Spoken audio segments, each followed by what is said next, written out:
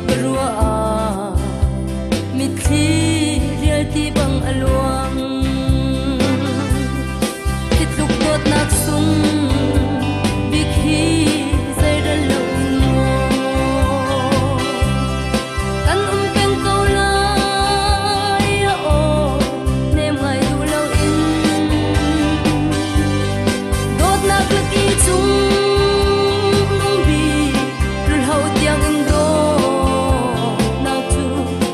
sual bial te he rakpan chang an ha peng kang sual pa shong in mi mai chua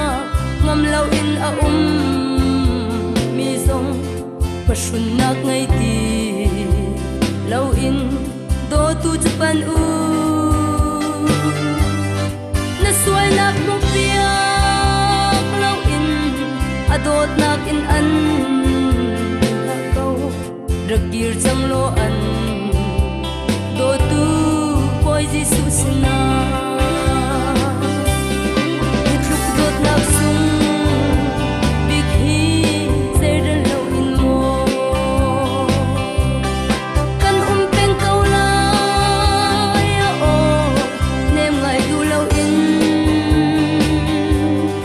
dot nak laki chung nung bi lul ho tiang in sual bial te he rakpan chang an ha peng kau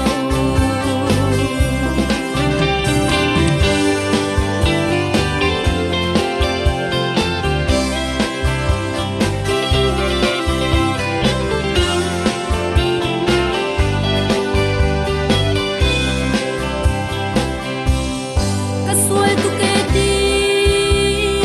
ha kapal tu ke ti ngai thiam kho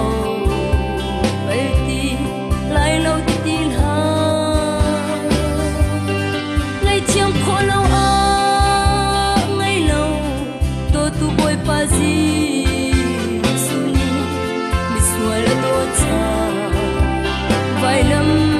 an na ka pe itluk dot nak sung bikhi zairal lo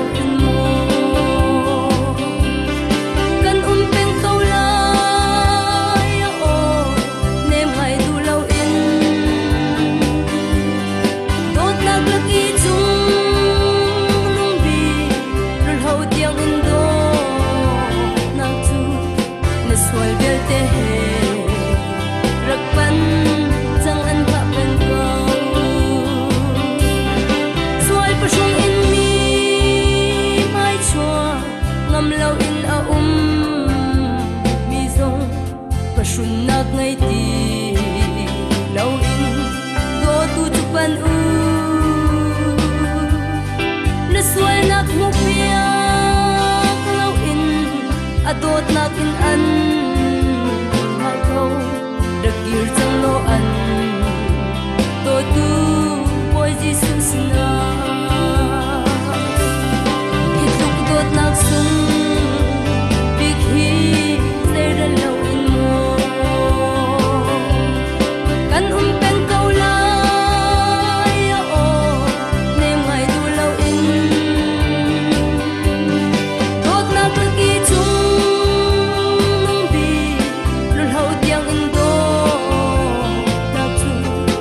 sual bial te he rakpan